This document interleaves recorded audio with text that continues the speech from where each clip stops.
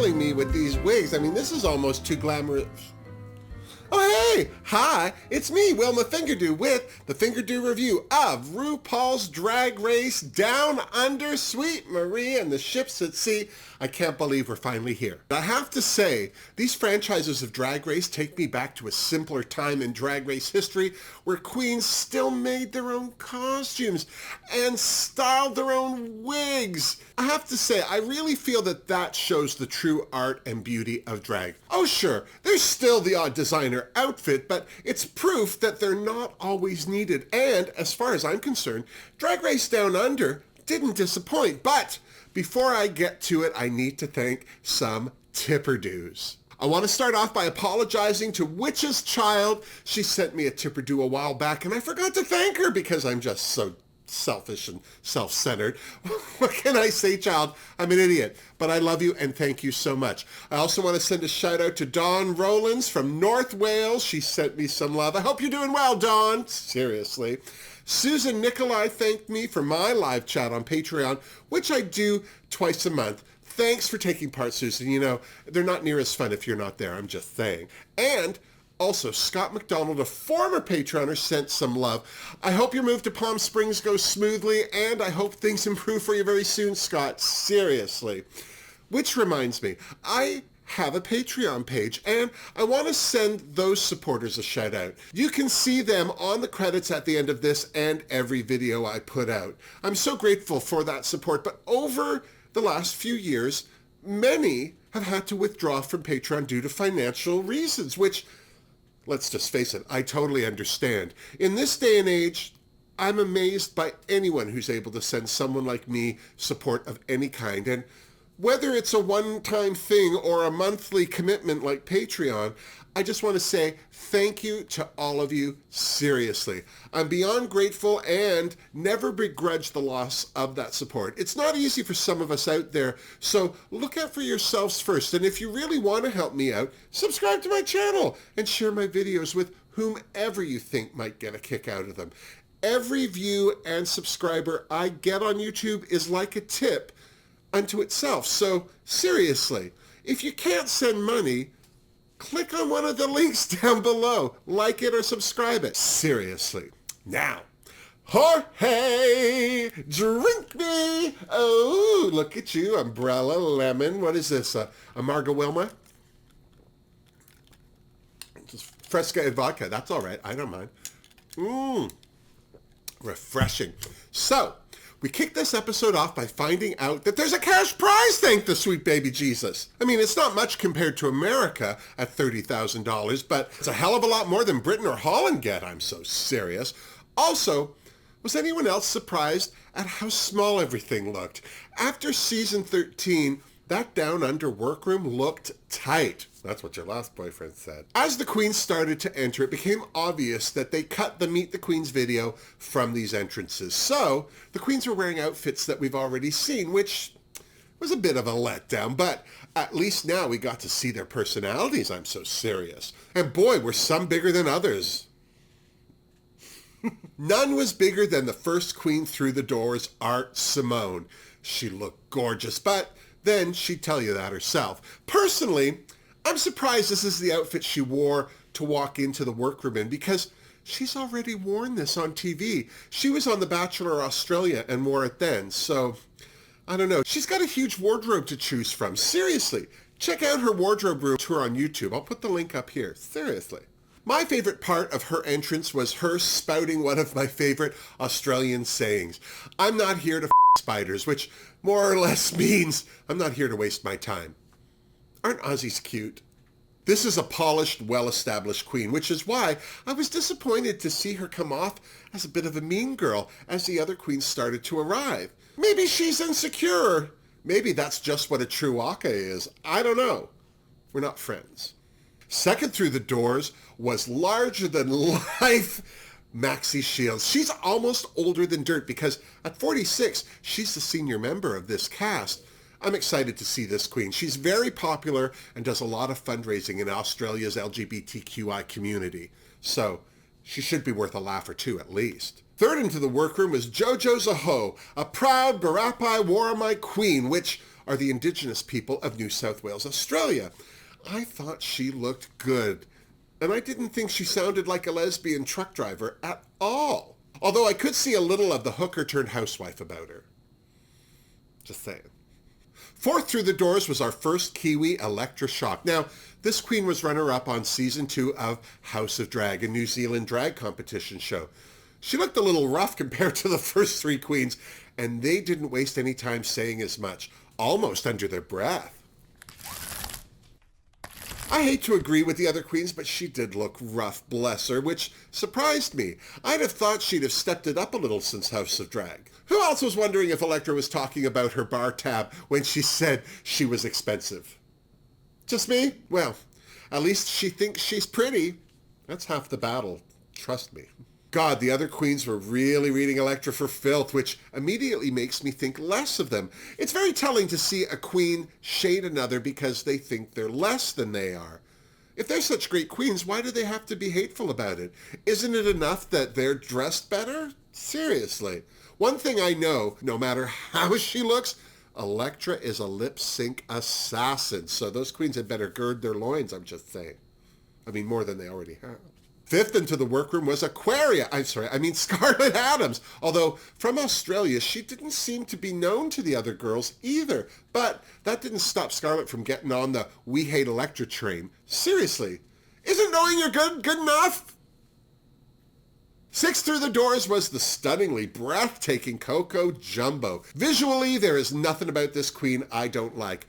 I also love that she shared her shady opinion of Elektra with us instead of to her face.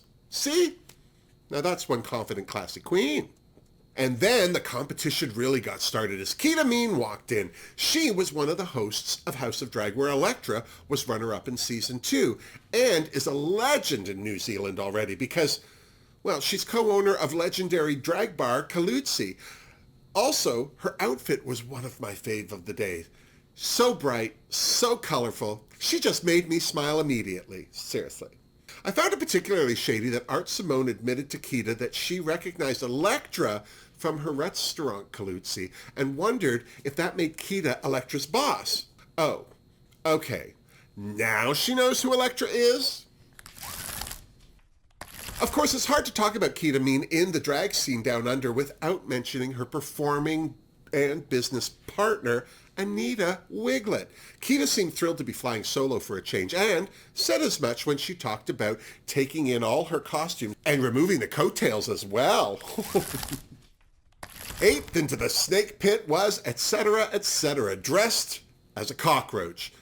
A 23-year-old cockroach. The shade they threw at her was obviously jealousy. Just saying. Ninth through the door was Kita's BFF and business partner, Anita Wigl'it. She looks like she studied at the Ben de la Creme School of Terminally Delightful Drag. I'm just saying. Kita seemed thrilled to see her, but to tell the truth, didn't seem like a big surprise to either of them. Clearly they talk. Putting herself further into the my queens I don't like pile, Art Simone tried to stir the pot by goading Kita into repeating her coattails comment to Anita, which Kita had no problem repeating, and Anita had no problem clapping back at. Good for her. Last, but certainly not least, into the workroom was the one and only Karen from Finance, quoting 9 to 5 as she hilariously looked for her mark. This queen is legendary already down under, and thanks to Trixie and Katya talking about her, the world as well, I'm just saying. As the queens all settled into picking on Elektra, sizing each other up, RuPaul walked in, obviously taking care of a sore throat. She was there to give the queens their first mini challenge of the season. They would be auditioning for Ru's movie, Thor, and on hand and pre-recorded was the director of Thor Ragnarok, Taika Waititi. Well, the girls were gobsmacked. This Oscar-winning actor slash writer slash director is super famous worldwide and a legend in New Zealand. So the Kiwis, at least, were gagged. Well, who wouldn't be? He's adorable. One at a time, the queens auditioned for Ru. See, her cravat scarf made more sense to me now. I'm just saying. But they had to do it next to the Down Under pit crew.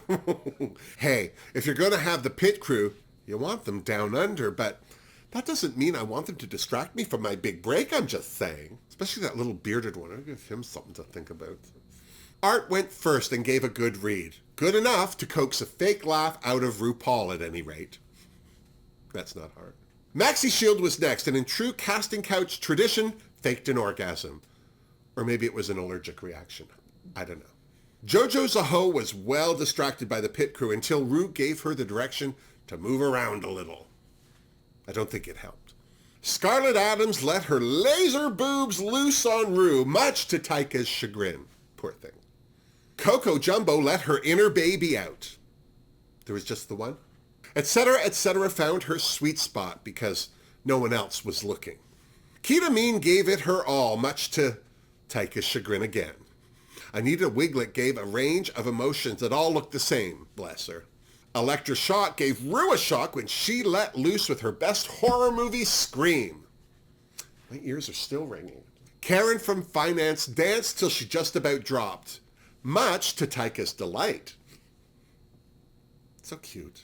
But when Ru called cut, it was announced that Elektra Shock was the mini challenge winner and was awarded a necklace set from Fierce Drag Jewels, much to everyone's shock and jealousy. Just saying. Okay, mostly JoJo Zaho. And then it was Maxi Challenge time. The queens had to participate in a get-to-know-you ball, which included 2 runway looks. The first category was Born Naked. Yes, a nude illusion. It's my worst dream. That's it right there. And category 2 was There's No Place Like Home, a look that represented their hometown. Well, right away the queens got to it by unpacking and getting out of drag, which of course had the thirsty queens trolling for trade. Like you do. I love that Etc. and Coco were still gagging over Elektra winning the mini challenge, but what I loved more was how gagged they were when they got a look at her out of drag. There's a reason that face is rough in drag. She's a handsome man, especially if you like that hiding closet smile. Just saying. I'm just glad it shut their hater faces up. Seriously. It also goes to show you the world will forgive anything if you're cute enough. Seriously. While the rest of the queens kikied, Kita Mean and Elektra assessed them, and Kita thought Elektra was going to be her biggest competition. And she should know, after all, she is her boss, but it was interesting to see Elektra's worry about the next day's runway. Any other queen would be gloating over a mini challenge win, and, well, those are the types of queens that usually go home first, I'm just saying. The next day, as the queens got ready for the runway, JoJo talked about living on a mission in Western Australia for a year. It's amazing to me that one thing that unites the whole planet is how badly some people have been treated by others. I mean, even in Canada during World War II, we had Japanese concentration camps where Asian immigrants were sequestered while their homes and properties were seized, all in the name of national security. It's a shameful past that we all have to acknowledge as heinous so we can move on as human beings. Seriously. I also was very impressed with JoJo for getting over her racial shame. Good for her. Kita talked to Elektra about the fear of being naked because it wasn't that long ago that she was almost 200 pounds heavier. But due to surgery, she's not only looking better, but feeling better too.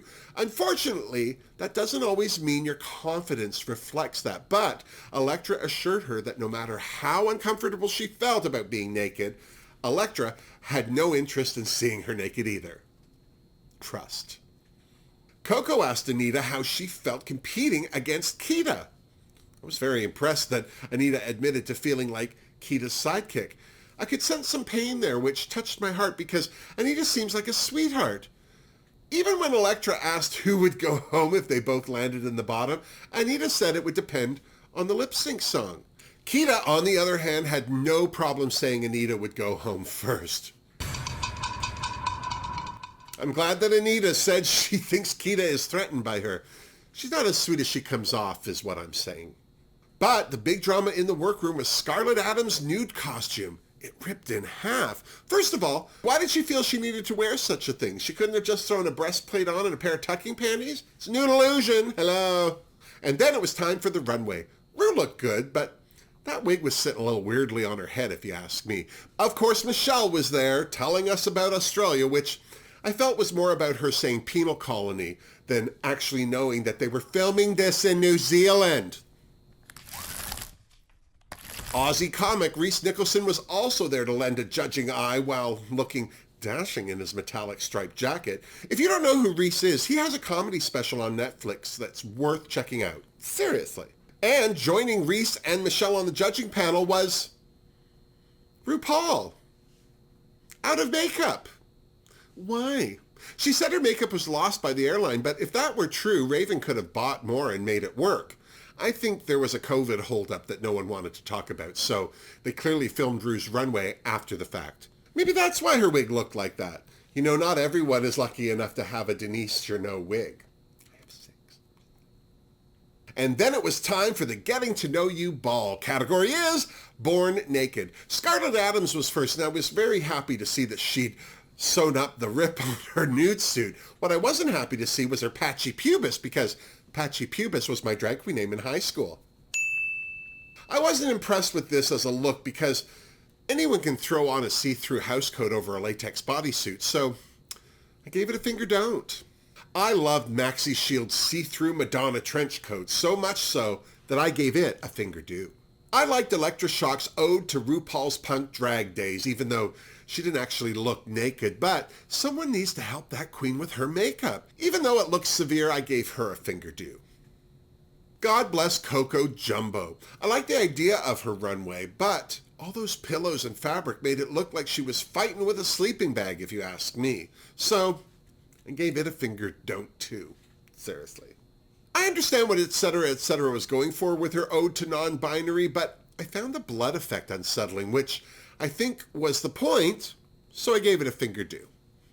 The best thing about JoJo's runway was her bush. Now, that's a full pubis, but did anyone else notice that strip around her waist where her tights ended?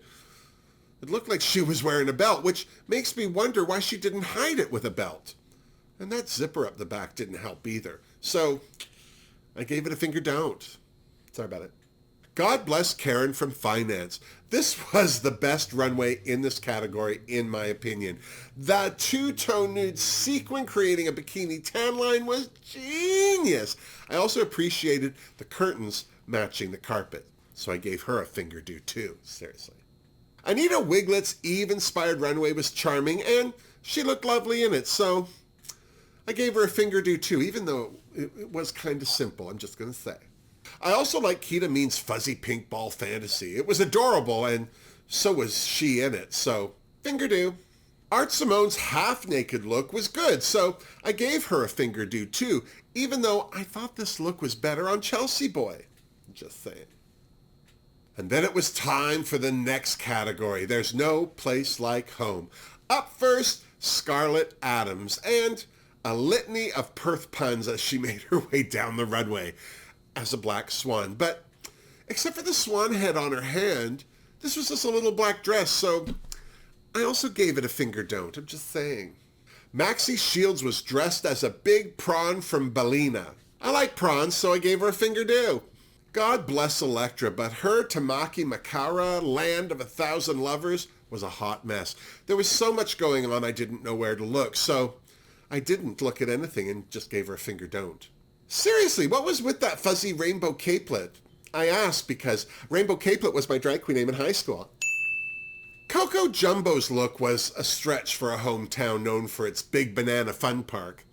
I guess dressing as King Kong made sense to her. But I will say the costume was gorgeous, so I gave it a finger do.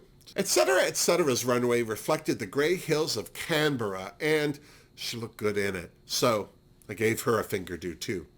Seriously, the hills are grey? JoJo's A Ho's runway was giving us an Aboriginal empire. Well, allegedly. Why did she take that fur collar off? Or better yet, why did she wear it in the first place? And what does Marie Antoinette have to do with anything? She was the Queen of France.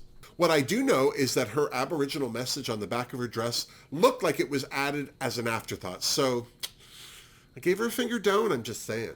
Karen from Finance's day at the Melbourne races was gorgeous. Of course, I love the hat, but whoever designed that jacket is a genius. Seriously, I gave this look a finger do as well. How could I not? Anita Wigl'it's New Zealand lamb was cute. Was it innovative? No. But it was adorable, so she got a finger do for me too. Not like that. Kita Mean's Auckland-styled rugby uniform was cute too, and cute enough for a Fingerdoo, I'm just saying. Art Simone's runway represented the broad ends of Melbourne, from corporate to artsy, and I liked it. So I gave her a Fingerdoo as well. And then it was time for the judges' critiques. First off, it was announced that Maxi, etc., Kita, and Anita were safe. So they frigged off to the Untucked lounge. Everyone seemed to like Scarlett Adams' runways. Michelle thought she had a tummy tuck in her nude illusion, but was super impressed to find out it was her attempt to solve a wardrobe malfunction. Way to handle your situation, girl, is what I'm saying. You know what it is about Electroshock? She looks like Hugo Weaving and Priscilla. Just me? The judges didn't seem to have a problem with her nude runway, but when Ru asked her to tell them about her Ode to Auckland look, I knew she was in trouble. Also, Ru reading her wig as pretty lady hair wasn't pretty at all, just saying. No one liked Coco Jumbo's Born Naked look, but they were super impressed with her Harry Chap look. I've had that, cream helps. Jojo Zaho was another one who didn't impress the judges. Michelle read her Born Naked look for being too simple, and although she liked the message of her No Place Like Home runway, the execution wasn't up to snuff. I hadn't even noticed the back of her wig myself. Maybe that's why she flipped that back of her dress up over her head. I'm guessing. Karen from Finance was another one whom the judges loved, and why shouldn't they? She killed it. Good for you, Karen. Seriously. Finally, we had Art Simone, who Reese loved so much he went to profanity to express his joy. Rude. And then the queens retired to the Untucked lounge, where the safe queens were eager to hear what all had happened. Coco was worried about landing in the bottom, but everyone else seemed to go right to Elektra as the one who should be worried. And Kita Mean reading her costume colors didn't do anything to quell that opinion.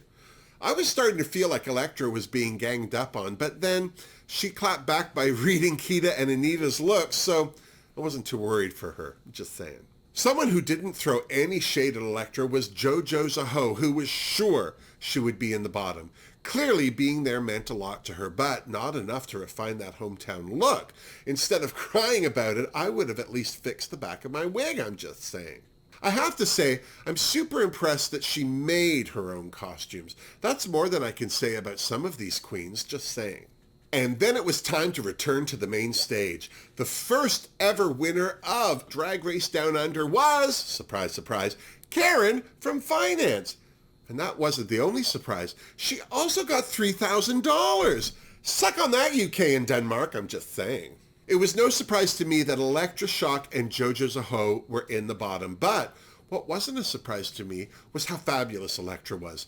I saw her on House of Drag, so I knew she was going to send Jojo home, and she didn't disappoint. The Bee Gees' Tragedy was the song, and these queens weren't making it easy for each other off the top. I love that they kept fighting to be downstage of each other, and then Elektra let loose. Splits, jump splits, you name it, she did it. To be honest, I just stopped watching Jojo. Elektra cleaned the floor with her. So it was no surprise to me that Electroshock shantaed and that Jojo Zaho got the pork chop and sashayed away. She was clearly devastated, but at least she could be proud of getting on the show. I'm also glad that she brought up Karma. Who's standing on their chiffon now, Jojo? Seriously, I feel like Karma's going to be biting more than a few padded asses this season. I'm just saying. So, what do you think? The premiere episode of Drag Race Down Under. We made it. Did the right queen go home? Do you think Elektra will find herself in the bottom again? What about Karen from Finance? I feel like she and Art Simone are going to get ugly fighting each other for that crown. Who else do you think could be in trouble? All we can do is tune in to Drag Race Down Under next week to see how it all plays out. And then, when you're done, you come on back and you see me so you and I can compare notes. Now, please like this video if you did, and don't forget to subscribe to my channel if you haven't. And go on and share it with anyone you know that loves Drag Race as much as we do. Until next week, miss me? Mwah, seriously. A hell of a first episode. Those queens were mean. At first, I thought it was that whole Courtney act, oh, that's my sense of humor, but they were a little vicious. I don't know. I get triggered by mean girls. I can understand a lesser queen. Like if Electra Shock was reading all the good queens, then I could understand that. That's just jealousy. But what's Art Simone got to worry about? She could win it all. Or she could piss off the wrong person and go home. I'm not saying I know these things. I'm just putting it out there.